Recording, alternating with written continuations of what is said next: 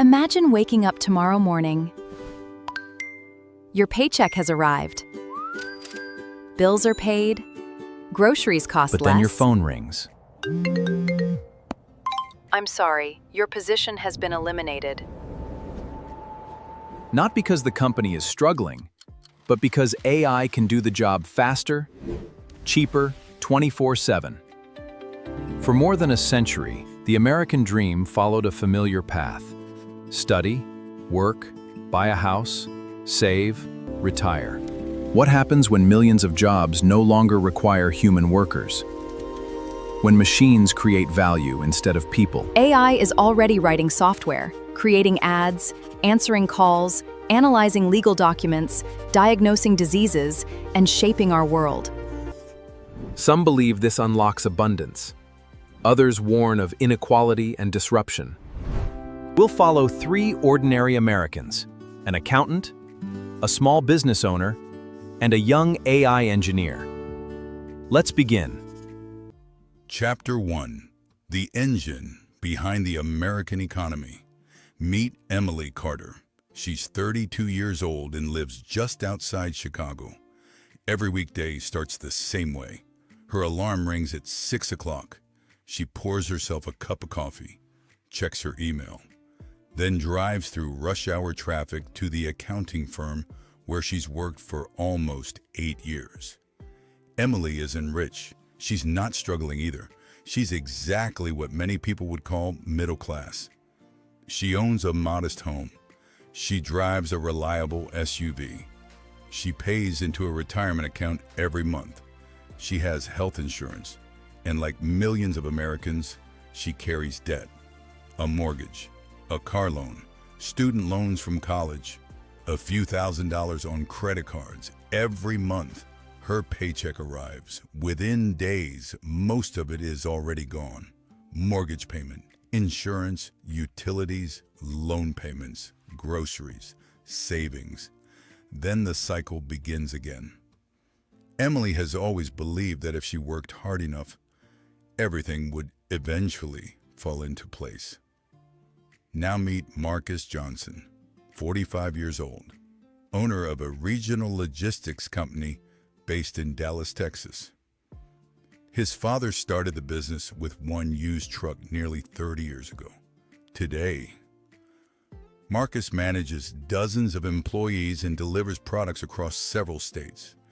His business depends on one simple idea: people must keep buying things. When consumers shop, stores order inventory. When stores order inventory, manufacturers increase production. When production increases, Marcus gets more delivery contracts. Business grows. Employees earn more. Customers spend more. The entire system keeps moving forward. But Marcus has learned something after decades in business. The economy runs on confidence. The moment people stop spending, everyone feels it. Finally, meet Ethan Brooks, 24 years old, software engineer, lives in San Francisco.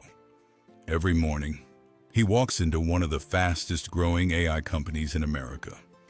His team builds software capable of analyzing data, writing reports, creating presentations, in solving problems that once required highly trained professionals.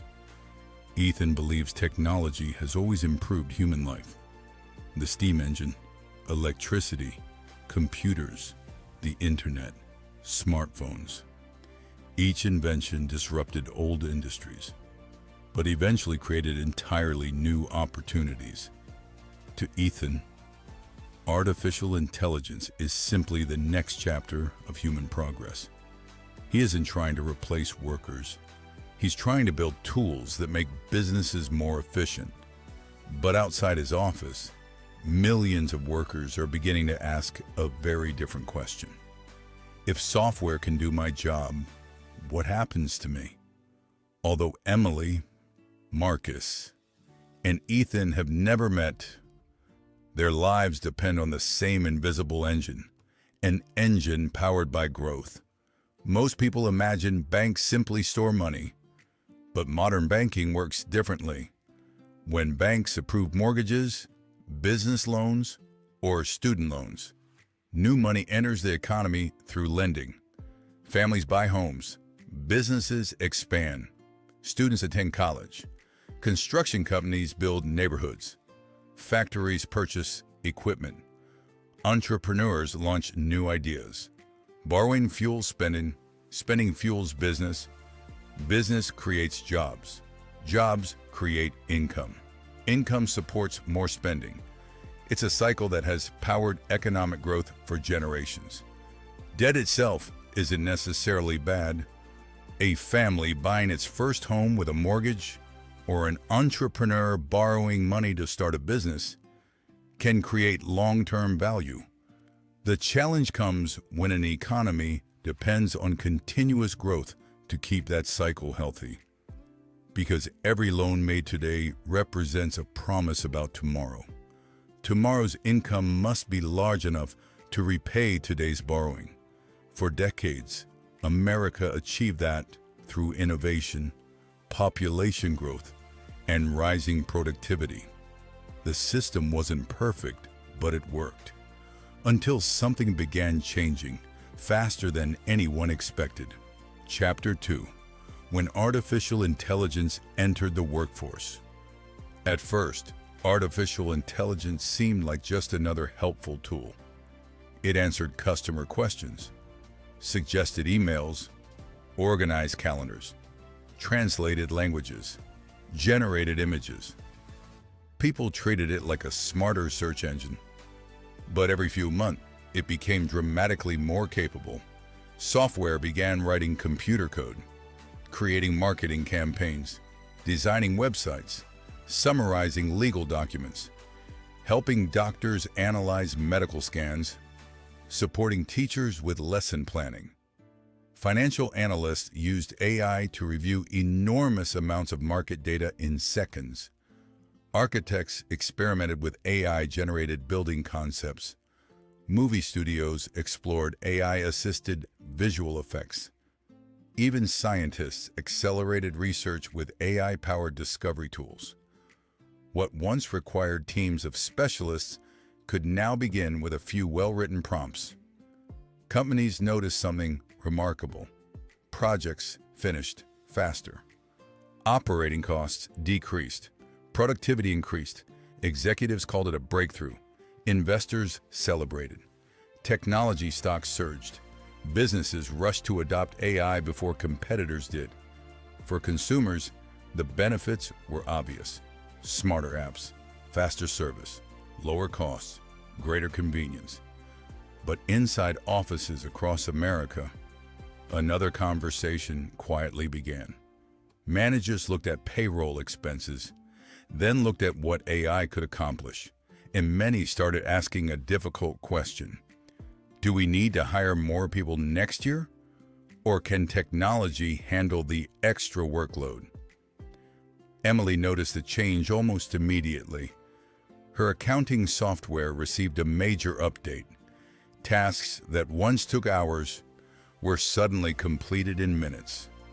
The software identified errors automatically, generated financial summaries instantly, even drafted client reports. She appreciated the efficiency, but deep down, she couldn't ignore one uncomfortable thought. If one accountant could now complete the work that once required 3, how many accountants would the company need 5 years from now? Marcus faced a different challenge. His largest clients adopted AI-powered logistics systems that optimized delivery routes with incredible precision. Fuel costs dropped, delivery times improved, waste decreased. At first, business looked stronger than ever. But then, some clients realized they could operate with fewer transportation partners. Efficiency created savings, but it also created tougher competition. Marcus understood that technology wasn't just changing jobs, it was changing entire industries. End of part 1 next. Part 2, the deflation puzzle. America's search for a new economic model, digital financial infrastructure, and the future of money.